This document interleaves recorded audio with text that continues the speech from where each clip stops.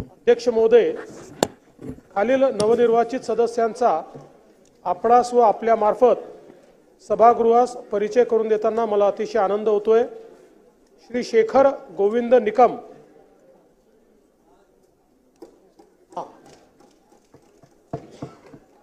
श्री मनोज पांडुरंग जामसुतकर, श्री वरुण सतीश सरदेसाई आहेत जामसुतकर, हा चला, श्री मनोज पांडुरंग जामसुतकर,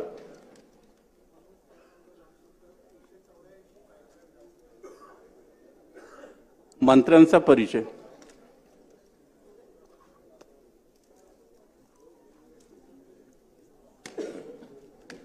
अध्यक्ष महोदय, फायली ठेवायलाच जागा नाही राहिल्या, काहीतरी वेगळी अरेंजमेंट करावी लागेल ते। माननीय अध्यक्ष महोदय, मी आपणास व आपल्या मार्फत या सभागृहाला खालील मंत्र्यांचा परिचय करून देत आहे। श्री चंद्रशेखर कृष्णराव बावनकुळे, श्री राधाकृष्ण एकनाथराव विखे पाटील, श्री हसन मियालाल मुश्रीफ, श्री चंद्रकांत दादा बच्चू पाटील, श्री गिरीश दत्तात्रय महाजन, श्री गणेश रामचंद्र नाईक, श्री गुलाबराव रघुनाथराव पाटील, श्री दादाजी दगडू भुसे, श्री संजय दुलीचंद राठोड, श्री धनंजय पंडितराव मुंडे, श्री मंगल प्रभातजी लोढ़ा, श्री उदय रविंद्र सामंत, श्री जयकुमार जितेंद्र सिंह रावल, श्रीमती पंकजा गोपीनाथ मुंडे, श्री अतुल मोरेश्वर सावे, श्री अशोक रामाजी उईके, श्री शंभुराज शिवाजीराव देसाई, श्री आशीष बाबाजी शेलार, श्री दत्तात्रय विठोबा भरणे, श्रीमती अदिति सुनील तटकरे, श्री शिवेंद्र सिंहराजे अभय सिंहराजे भोसले, एडवोकेट माणिकराव शिवाजी कोकाटे, श्री जयकुमार भगवानराव गोरे, श्री नरहरी सीताराम झिरवळ, श्री संजय वामन सावकारे नयत, श्री संजय पांडुरंग शिरसाट, श्री प्रताप बाबूराव सरनाईक, श्री भरत मारुती गोगावले, रायगड याचं नक्की कमी पडला आज। श्री मकरंद लक्ष्मणराव जाधव पाटील, श्री नितेश नारायणराव राणे, श्री आकाश पांडुरंग पुणकर, श्री बाबासाहेब मनोहरराव पाटील, श्री प्रकाश आनंदराव आबिटकर,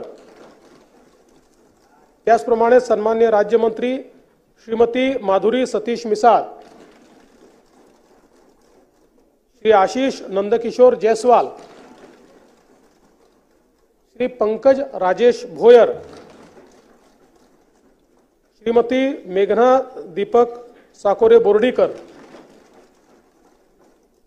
श्री इंद्रनील मनोहर नाईक, श्री योगेश रामदास कदम। सन 2024-25च्या पुरवणी मागण्या सादर करणे। अध्यक्ष महोदय, मी आपल्या अनुमतीने सन 2024-25च्या पुरवणी मागण्या सभागृहात सादर करतो व असे करीत असताना सभागृहाच्या असे निदर्शनास आणू इच्छितो की भारतीय संविधानाच्या अनुच्छेद 205 व 203 खंड 3 खाली मिळालेल्या अधिकारात महाराष्ट्राच्या माननीय राज्यपाल महोदयांनी 20/24/25च्या पुरवणी मागण्या विचारात घेण्यात याव्यात अशी शिफारस सन्माननीय सभागृहास केली आहे। सन 2024-2025च्या पुरवणी मागण्या सभागृहात सादर करण्यात आल्या आहेत। पुरवणी मागण्यांचे विवरणपत्र व माननीय सदस्यांना महाराष्ट्र विधिमंडळाच्या व शासनाच्या संकेतस्थळावरून तसेच टपालखान्याद्वारे उपलब्ध करून देण्यात येत आहेत।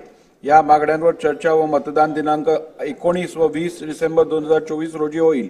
दिनांक 19 डिसेंबर 2024 रोजी चर्चा व मतदानासाठी जे विभाग प्राथम्य क्रमांकात घेण्यात येतील त्या विभागांवरील कपात सूचना दिनांक 18 डिसेंबर 2024 रोजी तसेच दिनांक 20 डिसेंबर 2024 रोजी चर्चा व मतदानासाठी जे विभाग प्राथम्य क्रमांकात घेण्यात येतील त्या विभागावरील कपात सूचना दिनांक 19 डिसेंबर 2024 रोजी सायंकाळी 5 वाजेपर्यंत स्वीकारल्या जातील। शासकीय विधेयके पुरस्थापनार्थ सन 2024 चे विधानसभा विधेयक क्रमांक 22। महाराज, आपलं कामकाज आहे, आज स्थगन नाही आहे, मला माहिती आहे। नियमाप्रमाणे आपण बिलकुल आपली पत्रिका तशीच आहे, पण राज्यामध्ये ज्या परभणी आणि बीडमध्ये झालेल्या घटना या खऱ्या अर्थानं सरकार आल्यानंतर घडलेल्या घटना आहेत अध्यक्ष महाराज। आणि काल परभणीमधला एक त्याच्यामध्ये आंबेडकरी विचाराची चळवळ लढणारा एक कार्यकर्ता त्या ठिकाणी मृत्युमुखी पडला अध्यक्ष महाराज। या संदर्भातल्या सगळे प्रस्ताव जे आहेत ते माझ्याकडे आल्या सूचना आल्या आहेत, त्या संदर्भातला निर्णय मी देईन। आपण स्वतः माजी विधानसभा अध्यक्ष राहिलेला आहात, आपल्याला नियमाची संपूर्ण जाणीव आहे। आपण स्वतः आत्ता म्हणाला आहात की हे आज शोक प्रस्ताव असताना घेता येणार नाही, त्यामुळे मला वाटतं ह्या विषयाचा मी निर्णय दिल्यानंतर आपण बोलू। बसा दाना बसा। नाही पण तुम्हाला अध्यक्ष महाराज मी तुम्हाला मदतच केली अध्यक्ष महाराज, मला माहिती आहे, पण घटना अध्यक्ष महाराज सरकार अस्तित्वात आल्यानंतरच्या घटना अध्यक्ष महाराज आणि आंबेडकरी जनतेमध्ये आणि बीडमध्ये झालेल्या घटनेचं अध्यक्ष महाराज पूर्ण राज्यामध्ये हाहाकार माजलेला आहे अध्यक्ष महाराज। आपण कस्टोडियन आहात आमचे अध्यक्ष महाराज आणि आपल्या माध्यमातून आम्हाला न्याय मिळेल अध्यक्ष महाराज, राज्याच्या जनतेला न्याय मिळेल। सरकारने उत्तर द्यायची तयारी दाखवावी अध्यक्ष महाराज। मला माहिती आहे कामकाजाचं भाग मला माहिती आहे, पण अध्यक्ष महाराज ही गंभीर बाब आहे आणि गंभीर बाब असल्यामुळे अध्यक्ष महाराज राज्यामध्ये लोकांमध्ये तीव्र चीड परभणीच्या आणि बीडच्या घटनेचे अध्यक्ष महाराज आहे आणि म्हणून मी आपल्याला विनंती करतो अध्यक्ष महाराज, आपण निर्णय द्याल तो आम्हाला मान्य राहील, पण सरकारने याच्यातली भूमिका मांडावी अशी आम्हाला सरकारला विनंती आहे। अध्यक्ष महोदय, सरकारची असं नाही चालणार। नाना बोलले नाही, आता परत नाही। बसा। या संदर्भात ऐका, बसा। या संदर्भात ऐकून घ्या, या संदर्भात सविस्तर चर्चा करण्याची सरकारची तयारी आहे। त्यामुळे मला असं वाटतं अध्यक्षांनी जो दिवस नेमून देतील उद्याचा, आज आपला शोक प्रस्ताव असल्यामुळे आपल्या काही प्रथा परंपरा आहेत, मात्र अध्यक्षांनी उद्याचा दिवस नेमून दिला तरी आम्हाला हरकत नाही। या संदर्भात पूर्ण सविस्तर चर्चा आपण करू। दोन्ही घटना अतिशय गंभीर आहेत, त्यामुळे निश्चितपणे त्याच्यावर चर्चा करू, त्याच्यावर सरकारने काय कारवाई केली ही देखील आपण त्या ठिकाणी बघू। आणि विशेषतः परभणीच्या घटनेच्या संदर्भात मला या निमित्ताने सर्वांनाच अपील करायची आहे की संविधानाचा अपमान कोणीच कधीच सहन करणार नाही आणि ज्यांनी तो अपमान केला तो मनोरुग्ण आहे। मनोरुग्णांनी अशा प्रकारचा अपमान केल्यावरही कारवाई झालेली आहे, तथापि तिथे एक संतापाची लाट आली, त्याच्यामध्ये काही गोष्टी झाल्या। मला असं वाटतं की भारतरत्न डॉक्टर बाबासाहेब आंबेडकरांच्या संविधानाला हे अपेक्षित आहे की एखादी घटना झाल्यानंतर संवैधानिक अशा पद्धतीनं त्या संदर्भातली प्रतिक्रिया उमटली पाहिजे। मात्र आज याच्यावर अधिक बोलण्याचं कारण नाहीये। निश्चितपणे अध्यक्ष महोदय ज्यावेळी वेळ राखून देतील त्यावेळी याच्यावर सविस्तर चर्चा करून त्याच्यावर योग्य उपाययोजना आपण करू। आणि मला अपेक्षा आहे की विरोधी पक्ष देखील याचं राजकारण न करता या संदर्भात आपल्याला राज्यात कायदा सुव्यवस्था कशी ठेवता येईल आणि अशा प्रकारच्या घटना कशा घडणार नाही या संदर्भातल्या चांगल्या सूचना विरोधी पक्ष देखील करेल हा मला विश्वास आहे। म्हणून आपण जेव्हा नेमून द्याल त्यावेळेस याची कारवाई करता येईल। आज अधिवेशनाचा पहिला दिवस असून आज शोक प्रस्ताव देखील रखले आहेत त्यापुढे या एक मिनिट मला निर्णयाचा देऊ दे, त्यानंतर तुम्ही आज स्थगन प्रस्ताव घेण्यात येणार नाहीत. या संदर्भात ज्या सूचना प्राप्त झाल्या आहेत मी गटनेत्यांबरोबर बोलून या संदर्भातल्या चर्चेचा दिवस ठरवीन. चला पुढे घ्या. शासकीय विधेयके पुरस्थापनार्थ सन 2000 विधानसभा विधेयक क्रमांक 22. महोदय, सन 2024 से विधानसभा विधेयक क्रमांक 22 महाराष्ट्र जिल्हा परिषद व पंचायत समिती राज्य विधानसभेच्या आगामी सार्वत्रिक निवडणुकांमुळे विवक्षित जिल्हा परिषदांचे अध्यक्ष उपाध्यक्ष व त्यांच्या विषय समित्यांचे सभापती आणि विवक्षित पंचायत समित्यांचे सभापती उपसभापती पदांच्या निवडणुका तात्पुरत्या पुढे ढकलणे विधेयक 2024 मांडण्यास मला सभागृहाची अनुमती मिळावी. प्रामुख्याने 8 जिल्हा परिषदा ज्या अस्तित्वात आहेत त्याचे अध्यक्ष उपाध्यक्ष आणि वेगवेगळ्या समित्यांचे सभापती निवडणुका या आचारसंहितेमुळे पुढे ढकलाव्या लागत होत्या. त्यासाठी सभागृह नव्हतं म्हणून ऑर्डिनन्स काढावा लागला. तर त्याला आता कायद्यामध्ये परिवर्तित करावं लागेल. ते मी सभागृहासमोर मांडतो. प्रस्ताव असा आहे की सन 2024 चे विधानसभा विधेयक क्रमांक 22 महाराष्ट्र जिल्हा परिषद व पंचायत समिती राज्य विधानसभेच्या आगामी सार्वत्रिक निवडणुकांमुळे विवक्षित जिल्हा परिषदेचे अध्यक्ष उपाध्यक्ष व त्यांच्याविषयी समित्यांचे सभापती आणि विवक्षित पंचायत समितींचे सभापती व उपसभापती पदांच्या निवडणुका तात्पुरत्या पुढे ढकलणे विधेयक 2024 मांडण्यास अनुमती देण्यात यावी. प्रश्न असा आहे की सन 2024 चे विधानसभा विधेयक क्रमांक 22 महाराष्ट्र जिल्हा परिषद व पंचायत समिती निवडणुका तात्पुरत्या पुढे ढकलणे विधेयक 2024 मांडण्यास सभागृहाची अनुमती आहे काय? अनुकूल असतील त्यांनी होय म्हणावे, प्रतिकूल असतील त्यांनी नाही म्हणावे. होयचे बहुमत आहे, होयचे बहुमत आहे. प्रस्ताव संमत झाला. त्या अनुमतीने सन 2024 से विधानसभा विधेयक क्रमांक 22 महाराष्ट्र जिल्हा परिषद व पंचायत समिती राज्य विधानसभेच्या आगामी सार्वत्रिक निवडणुकांमुळे विवक्षित जिल्हा परिषदांचे अध्यक्ष उपाध्यक्ष व त्यांच्या विषय समित्यांचे सभापती आणि विवक्षित पंचायत समित्यांचे सभापती व उपसभापती पदांच्या निवडणुका तात्पुरत्या पुढे ढकलणे विधेयक 2024 मांडतो. सन 2024 चे विधानसभा विधेयक क्रमांक 22 महाराष्ट्र जिल्हा परिषद व पंचायत समिती निवडणुका तात्पुरत्या पुढे ढकलणे विधेयक 2024 मांडण्यात आले. सन 2024 चे विधानसभा विधेयक क्रमांक 23. महोदय, सन 2024 से विधानसभा विधेयक क्रमांक 23 महाराष्ट्र नगर परिषदा नगर पंचायती व औद्योगिक नगरी सुधारणा विधेयक 2024 मांडण्यास मला सभागृहाची अनुमती मिळावी. बसकराव, त्या आधीच्या याच्यासारखंच विधेयकासारखं ही आहे. एकूण 105 नगरपालिका अशा आहेत की ज्या नगरपालिकांच्या निवडणुका एकूण 146 नगरपंचायतींच्या पैकी 105 ज्यांना निवडणुका घ्यायला लागल्या असत्या पण त्या पुढे ढकलल्या. प्रस्ताव असा आहे की सन 2024 चे विधानसभा विधेयक क्रमांक 23 महाराष्ट्र नगर परिषद नगर पंचायती व औद्योगिक नगरी सुधारणा विधेयक 2024 मांडण्यास अनुमती देण्यात यावी. प्रश्न असा आहे की सन 2024 चे विधानसभा विधेयक क्रमांक 23 महाराष्ट्र नगर परिषद नगर पंचायती व औद्योगिक नगरी सुधारणा विधेयक 2024 मांडण्यास सभागृहाची अनुमती आहे काय? अनुकूल असतील त्यांनी होय म्हणावे, प्रतिकूल असतील त्यांनी नाही म्हणावे. होयचे बहुमत आहे, होयचे बहुमत आहे. प्रस्ताव संमत झाला. महोदय, मी आपल्या अनुमतीने सन 2024 विधानसभा विधेयक क्रमांक 23 महाराष्ट्र नगर परिषदा नगर पंचायती व औद्योगिक नगरी सुधारणा विधेयक 2024 मांडतो. सन 2024 चे विधानसभा विधेयक क्रमांक 23 महाराष्ट्र नगर परिषदा नगर पंचायती व औद्योगिक नगरी सुधारणा विधेयक 2024 मांडण्यात आले. सन 2024 चे विधानसभा विधेयक क्रमांक 24. महोदय, सन 2024 से विधानसभा विधेयक क्रमांक 24 श्री सिद्धिविनायक गणपती मंदिर विश्वस्त व्यवस्था प्रभादेवी सुधारणा विधेयक 2024 मांडण्यास मला सभागृहाची अनुमती मिळावी. यात सदस्य जे आता आहेत एकतर कालावधी 3 वर्षाचा आहे तर तो कालावधी 5 वर्षाचा करणं आणि सदस्य 9 आहेत ते 15 करण्यास अनुमती मिळणं अशा प्रकारचं हे विधेयक येईल तर ते मांडण्यास मला अनुमती द्यावी. प्रस्ताव असा आहे की सन 2024 चे विधानसभा विधेयक क्रमांक 24 श्री सिद्धिविनायक गणपती मंदिर विश्वस्त विश्वस्त व्यवस्था प्रभादेवी सुधारणा विधेयक 2024 मांडण्यास अनुमती देण्यात यावी. प्रश्न असा आहे की सन 2024 चे विधानसभा विधेयक क्रमांक 24 श्री सिद्धिविनायक गणपती मंदिर विश्वस्त व्यवस्था प्रभादेवी सुधारणा विधेयक 2024 मांडण्यास सभागृहाची अनुमती आहे काय? अनुकूल असतील त्यांनी होय म्हणावे, प्रतिकूल असतील त्यांनी नाही म्हणावे. होयचे बहुमत आहे, होयचे बहुमत आहे. प्रस्ताव संमत झाला.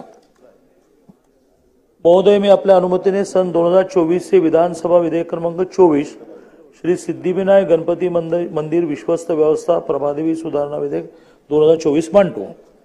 सन 2024 चे विधानसभा विधेयक क्रमांक 24 श्री सिद्धिविनायक गणपती मंदिर विश्वस्त व्यवस्था प्रभादेवी सुधारणा विधेयक 2024 मांडण्यात आले. सन 2024 चे विधानसभा विधेयक क्रमांक 25. महोदय, सन 2024 चे विधानसभा विधेयक क्रमांक 25 महाराष्ट्र झाडे तोडण्याबाबत नियमन सुधारणा विधेयक 2024 मांडण्यास मला सभागृहाची अनुमती मिळावी. या विधेयकामध्ये प्रामुख्याने अशा प्रकारची झाडं तोडणं याची व्याख्या जी आहे त्यात फांद्या तोडणं यालाही झाडं तोडणं म्हटलं जायचं आणि त्यामुळे फांद्या तोडणं हे झाडं तोडणं नाही अशा प्रकारचा एक बदल. आणि मग मूळ झाड तोडायला सुद्धा अतिशय नॉमिनल दंड होता, तो 50,000 रुपयापर्यंत करण्याची प्रावधान. नाही, कन्सिडरेशनला येईल तेव्हा बोला. लोकांसाठी आहे ना, फांद्या तोडायलाही परवानगी घ्यावी लागायची, ती घ्यावी लागणार नाही. प्रस्ताव असा आहे की सन 2024 चे विधानसभा विधेयक क्रमांक 25 महाराष्ट्र झाडे तोडण्याबाबत नियम सुधारणा विधेयक 2024 मांडण्यास अनुमती देण्यात यावी. प्रश्न असा आहे की सन 2024 चे विधानसभा विधेयक क्रमांक 25 महाराष्ट्र झाडे तोडण्याबाबत नियम सुधारणा विधेयक 2024 मांडण्यास सभागृहाची अनुमती आहे काय? अनुकूल असतील त्यांनी होय म्हणावे, प्रतिकूल असतील त्यांनी नाही म्हणावे. होयचे बहुमत आहे, होयचे बहुमत आहे. प्रस्ताव संमत झाला. महोदय, मी आपल्या अनुमतीने सन 2024 चे विधानसभा विधेयक क्रमांक 25 महाराष्ट्र झाडे तोडण्याबाबत नियमन सुधारणा विधेयक 2024 मांडतो. सन 2024 चे विधानसभा विधेयक क्रमांक 25 महाराष्ट्र झाडे तोडण्याबाबत नियमन सुधारणा विधेयक 2024 मांडण्यात आले. सन 2024 चे विधानसभा विधेयक क्रमांक 26. महोदय, सन 2024 चे विधानसभा विधेयक क्रमांक 26 महाराष्ट्र शासकीय कर्मचाऱ्यांच्या बदल्यांचे विनियमन आणि शासकीय कर्तव्य पार पाडताना होणाऱ्या विलंबास प्रतिबंध सुधारणा विधेयक 2024 मांडण्यास मला सभागृहाची अनुमती मिळावी. प्रामुख्याने बदल्यांसंबंधी आपल्याकडे 16 मार्च ते जून 5 पर्यंत बदल्यांच्या ज्या परवानग्या असतात 2 वर्षाचा कालावधी पूर्ण झाल्यानंतर, तर मला वाटते 2, तर त्या निवडणुका ज्या लोकसभेच्या होत्या त्यामुळे ते एक्सटेंड करून 31 ऑगस्ट केलं. त्याचं विधेयक. प्रश्न असा आहे की सन 2024 चे विधानसभा विधेयक क्रमांक 26 महाराष्ट्र शासकीय कर्मचाऱ्यांच्या बदल्यांचे विनियमन आणि शासकीय कर्तव्ये पार पाडण्यात होणाऱ्या विलंबास प्रतिबंध सुधारणा विधेयक 2024 मांडण्यास अनुमती देण्यात यावी. प्रश्न असा आहे की सन 2024 चे विधानसभा विधेयक क्रमांक 26 महाराष्ट्र शासकीय कर्मचाऱ्यांच्या बदल्यांचे विनियमन आणि शासकीय कर्तव्य पार पाडताना होणाऱ्या विलंबास प्रतिबंध सुधारणा विधेयक 2024 मांडण्यास सभागृहाची अनुमती आहे काय? अनुकूल असतील त्यांनी होय म्हणावे, प्रतिकूल असतील त्यांनी नाही म्हणावे. होयचे बहुमत आहे, होयचे बहुमत आहे. प्रस्ताव संमत झाला. महोदय, मी आपल्या अनुमतीने सन 2024 चे विधानसभा विधेयक क्रमांक 26 महाराष्ट्र शासकीय कर्मचाऱ्यांच्या बदल्यांचे विनियमन आणि शासकीय कर्तव्य पार पडताना होणाऱ्या विलंबास प्रतिबंध सुधारणा विधेयक 2024 मांडतो. सन 2024 चे विधानसभा विधेयक क्रमांक 26 महाराष्ट्र शासकीय कर्मचाऱ्यांच्या बदल्यांचे विनियमन आणि शासकीय कर्तव्ये पार पाडण्यात होणारा विलंब प्रतिबंध सुधारणा विधेयक 2024 मांडण्यात आले. विधानसभा विधेयक क्रमांक 27. महोदय, सन 2024 चे विधानसभा विधेयक क्रमांक 27 महाराष्ट्र धारण जमिनींचे तुकडे पाडण्यास प्रतिबंध करण्याबाबत व त्यांचे एकत्रीकरण करण्याबाबत सुधारणा विधेयक 2024 मांडण्यास मला सभागृहाची अनुमती मिळावी. भास्कर, हे खूप महत्वाचं बिल आहे. आपल्याकडे 10 गुंठे बागायती आणि 20 गुंठे जिरायतीच्या खाली तुकडा पाडायला बंदी आहे. लाखो लोकांनी ते तुकडे पाडले, घरं बांधली, दुकानं बांधली. तर ते नियमित करताना 25% आपण रेडी रेकनरच्या घेणार होतो, तो 5% घ्यावा. हे अतिशय प्रो पीपल विधेयक आहे, ते मांडण्यास मला परवानगी मिळावी.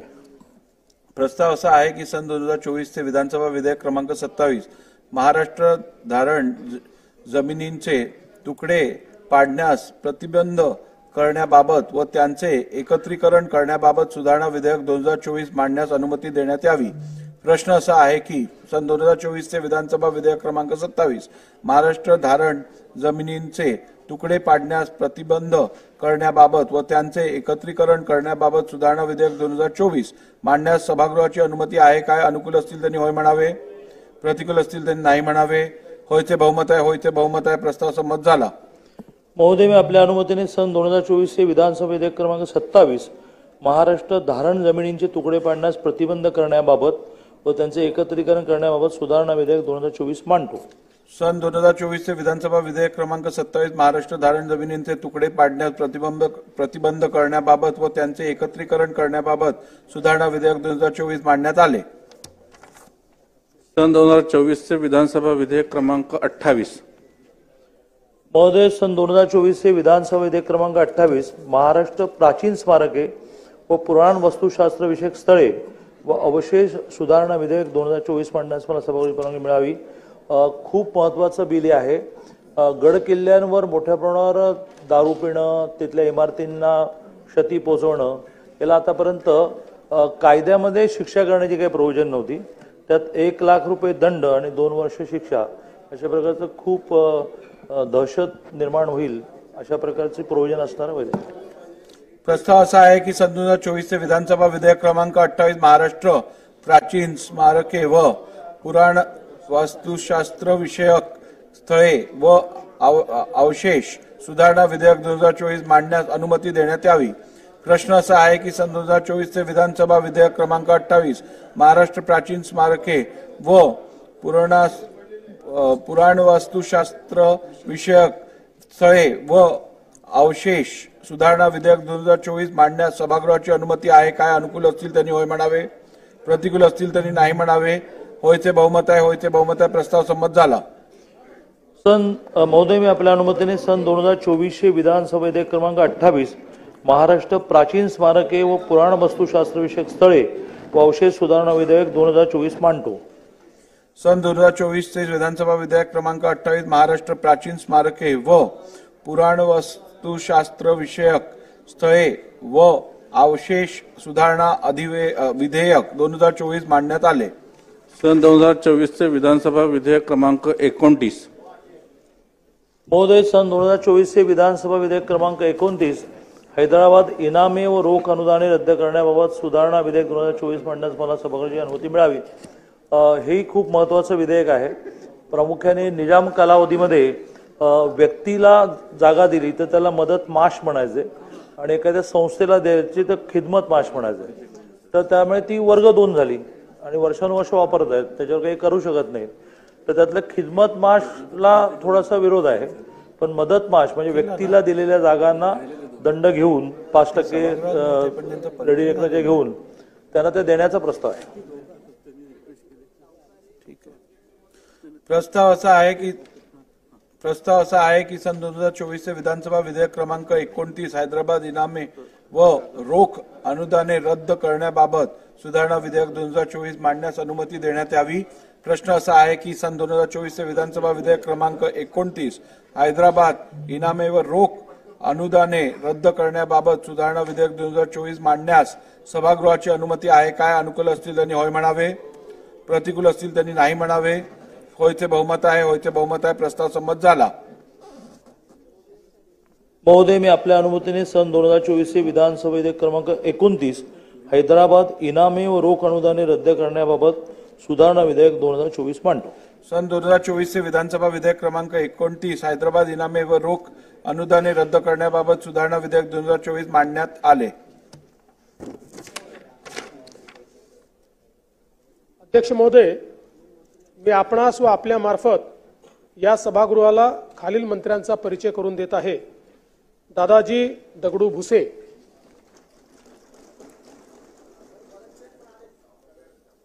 श्री संजय वामन सावकारे, श्री भरत मारुती गोगावले,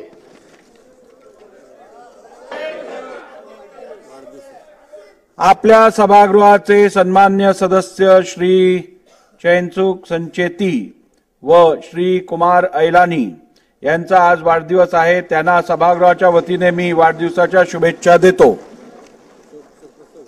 शोक प्रस्ताव.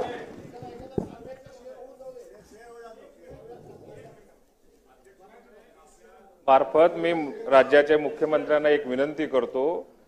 एक प्रदक्षिणा आमच्या सगळ्या आमदारांची विधानसभेला एक नागपूर दर्शन आमचं झालं. पोलीस प्रशासनाला इतक्या जरी सूचना दिल्या भवनापर्यंत पोहोचण्याकरता जे जागोजागी रस्ते अडवलेले आहेत ते रस्ते कुठेतरी तुम्ही आमच्याकरता ओपन केले पाहिजे अशी आपल्याला विनंती आहे. ठीक आहे. ठीक आहे. उचित उपाययोजना केली जाईल. शोक प्रस्ताव.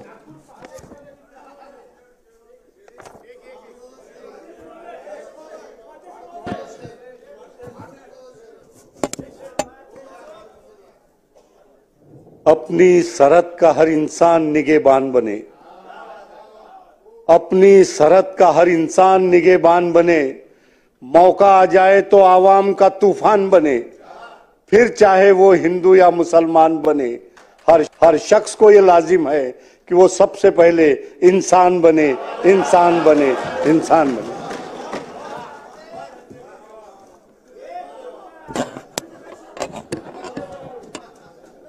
मी शेरच आहे.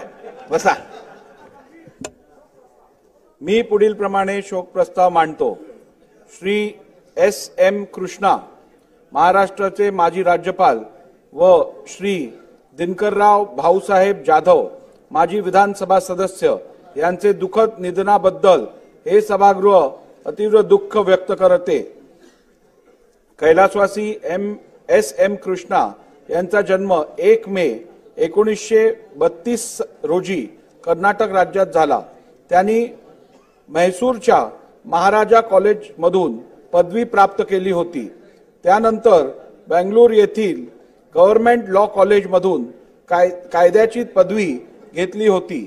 तर अमेरिकेतील टेक्सास विद्यापीठातून त्यांनी MCS पदवी प्राप्त केली होती.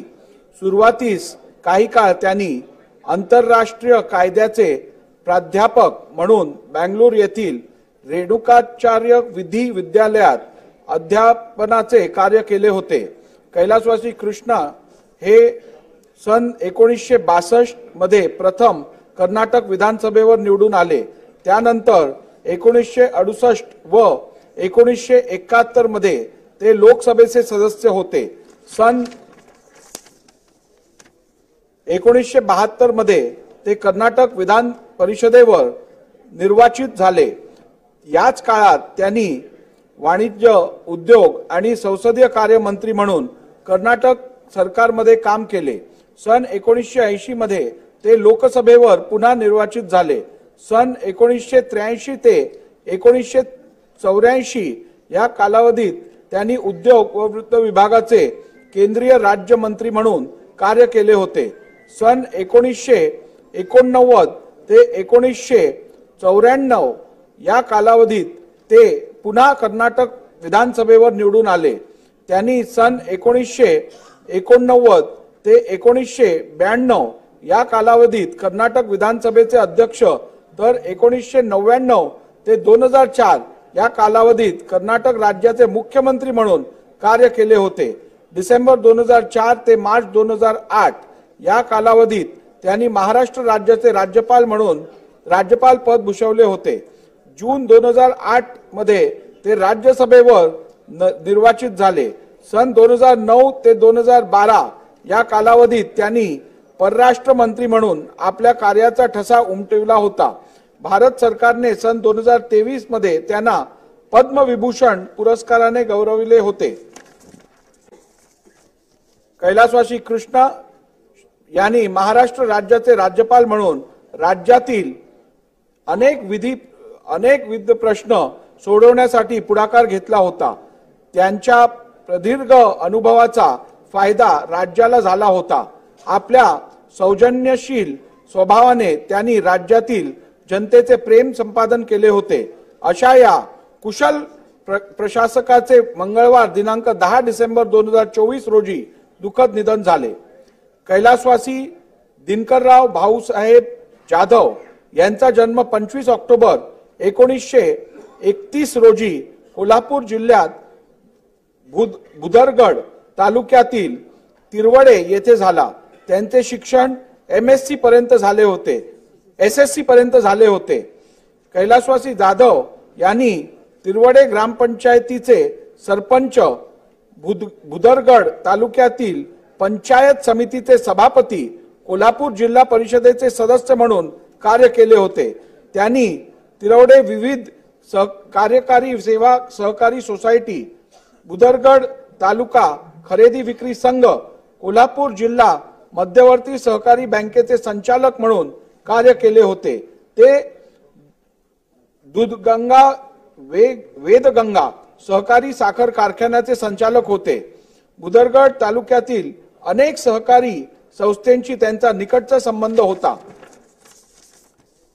कैलासवासी जाधव सन 1978 मध्ये राधानगरी मतदारसंघातून महाराष्ट्र विधानसभेवर निवडून आले होते. ते सन 1982 ते 1988 या कालावधीत महाराष्ट्र विधान परिषदेचे सदस्य होते. अशा या ज्येष्ठ समाजसेवकाचे शनिवार दिनांक 24 डिसेंबर 2024 रोजी 14 डिसेंबर 2024 रोजी दुःखद निधन झाले. सन्मान्य सदस्यांनी स्तब्ध उभे राहून शोक प्रस्ताव संमत करावा अशी विनंती आहे.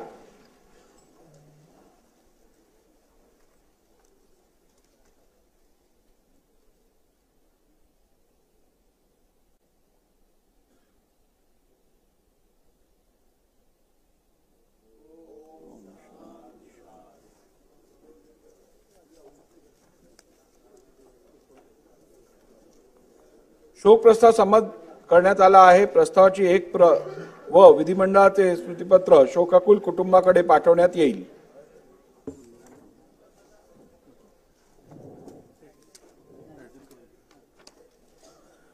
सभागृहाची बैठक आता स्थगित होत आहे. मंगळवार दिनांक 17 डिसेंबर 2024 रोजी सकाळी 11 वाजता सभागृहाची बैठक भरेल.